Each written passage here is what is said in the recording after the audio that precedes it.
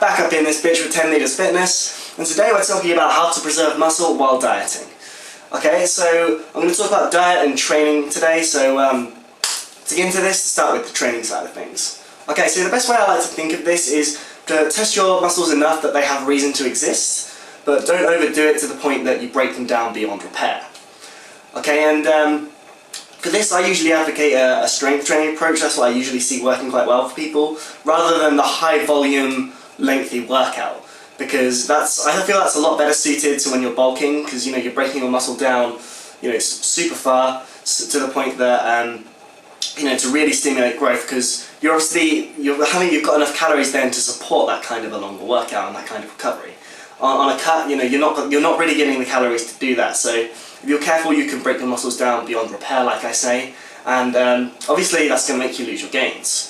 Okay, and the reason I really come to think this is obviously from experience of seeing other people's transformations, but also because if you think back to our biology as a species when we were trying to survive, when we were ape-like, I guess you could say, but we need, even in times of low calories, we can get a lot of food. Our bodies would still, because we would need our muscles to fight off predators, evade predators, and hunt our own prey, of course. So the way our body would come to recognise that is, okay, the muscles are being tested, we must need them, okay, to survive. So when it comes to looking to make up for that caloric deficit, because you're burning more calories than you're taking in, you would take it from the body's fat stores instead, because historically, as a species, and as many species, we see that fat stores are a means of stored energy. Okay, so when we don't have the food, we take it from our fat stores. That's where we get our energy from at that point. Okay, but because our muscles are being tested, we realise that we still need them, right? So we keep them around, and we're optimised to burn fat at that point. Okay, but as far as diet goes, though, I'd say the key is protein. Protein on top of protein, because when you're bulking, you're obviously getting a lot of calories for energy, and all the protein you're taking in can be used to go towards muscle repair and building muscle. Now obviously on a diet you're not going to burn muscle, but you do have a deficit of calories, which means that a lot of the protein you're going to be taking in is going to be used simply for energy, because it can be broken down and converted into glucose, which is a form of carbs, which our body uses for energy. However, carbs you take in can't be converted to protein for muscle repair. So what you need to do is take in enough protein to support, to be burned as energy, but ensuring you're getting plenty more as well, like more than when you're on the bulk, but while of course keeping a caloric deficit, that is. Because then whilst that's taken for energy, you're going to have enough left over for muscle repair. So you're essentially going to be able to retain your muscles at that point, which is what we want, right? Okay, now the other thing when it comes to dieting that's important is the degree to which you're in a caloric deficit.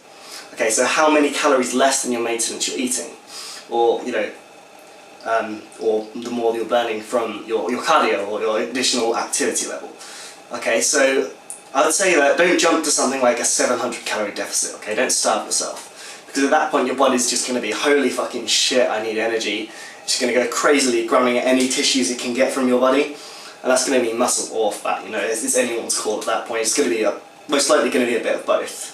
Okay, so you're not going to maintain your gains at that point as effectively as you would if you had a smaller caloric deficit. So what I'd say is go for something like a 200 calorie deficit, from lower than your maintenance. And at that point, just through being patient like that and doing what you're getting the protein and keeping a strength training approach, you'll find that you've optimized your body at that point to burn fat rather than muscle. So you're going to keep those gains, or at least more of it than were you not to do these things, okay? Where you just shoot for a caloric deficit and nothing else, okay?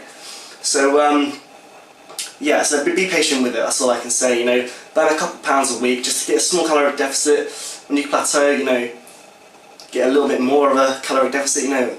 Just a small one though. Don't make any big leaps. And the big thing with that too is if you go straight for a 700 calorie deficit or something, when you come to plateau and your body becomes accustomed to that level of calories, what you'll find is you've not really got anywhere to go, because it's hard to, you've already got a drastically low amount of food, starving yourself.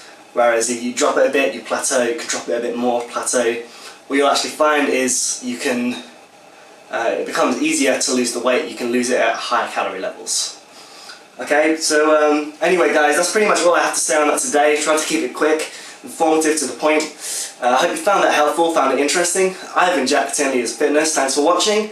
I'll see you guys in the next one.